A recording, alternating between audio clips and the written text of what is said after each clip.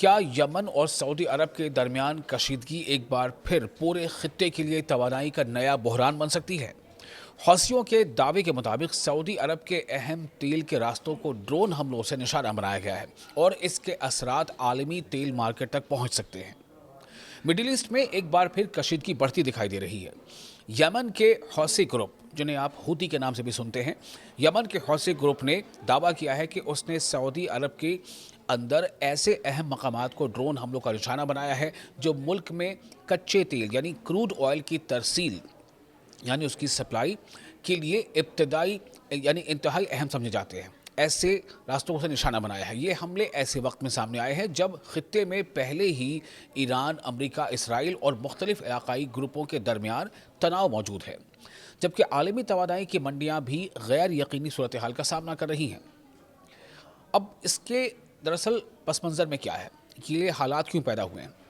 آپ کو یاد ہوگا کچھ مہینے پہلے اسٹریٹ آف ہارمز میں تناؤ کی وجہ سے سعودی عرب نے اپنے تیل کی برآمدات کے لیے یعنی تیل کی ایکسپورٹ کے لیے متبادل راستوں پر زیادہ انحصار شروع کر دیا تھا، آلٹرنیٹ روٹ پر۔ اس مقصد کے لیے سعودی عرب نے ملک کے مشرقی حصے سے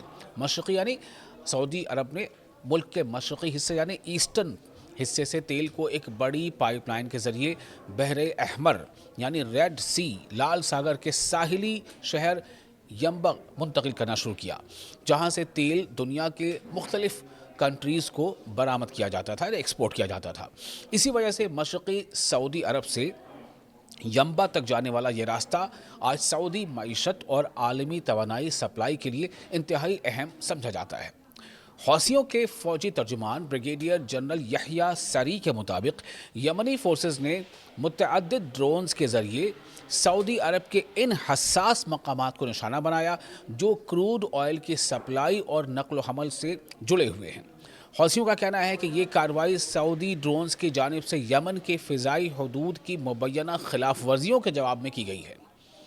تاحال سعودی سرکاری تیل کمپنی آرامکو کی جانب سے اس دعوے پر کوئی تفصیلی رد عمل سامنے نہیں آیا ہے، جبکہ سعودی حکام نے فوری طور پر کسی بڑے نقصان کی تصدیق بھی نہیں کی ہے۔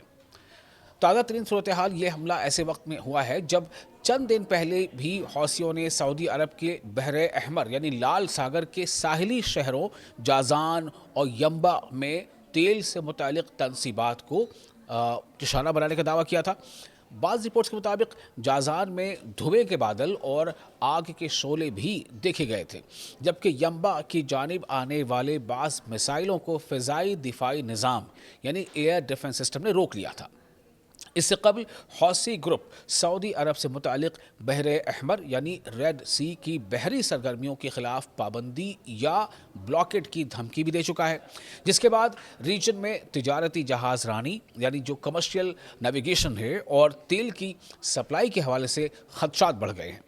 دوسری جانب سعودی عرب نے بھی یمن کے علاقے الحدیدہ میں حوثیوں کے فوجی سینٹرز پر فضائی حملے کیے ہیں اور کہا ہے کہ وہ شپنگ اور توانائی کے بنیادی ڈھانچے کا تحفظ جاری رکھے گا۔ اس کی اہمیت کیا ہے؟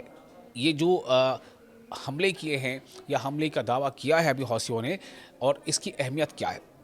ایکسپرٹس کا ماننا ہے کہ اگر سعودی عرب کے تیل کی سپلائی لائنز مسلسل خطرے میں رہتی ہیں تو اس کے اثرات صرف سعودی عرب تک محدود نہیں رہیں گے، بلکہ عالمی تیل کی قیمتوں میں یعنی ورلڈ جو پرائسز ہیں، قیمت ہے تیل کی، خام تیل کی، کروڈ آئل کی، اس میں کافی اضافہ ہو سکتا ہے۔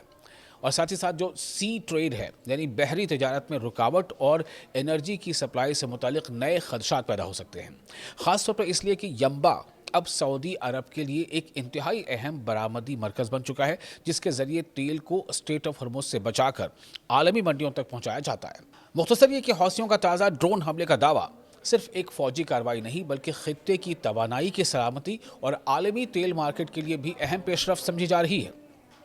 اگر یہ تناؤ مزید بڑھا یعنی اور زیادہ بڑھا تو اس کے جو اثرات ہوں گے وہ مڈل ایسٹ سے نکل کر دنیا بھر کی اکنامیز اور جو ایندھن کی قیمتیں ہیں ان تک پہنچ سکتی ہے، اور اس میں اس کی تپش دیکھی جا سکتی ہے۔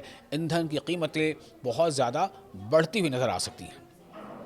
آپ اس ویڈیو کے بارے میں کیا سوچتے ہیں؟ آپ اپنی رائے ہمیں کامنٹ باکس میں شیئر کر سکتے ہیں۔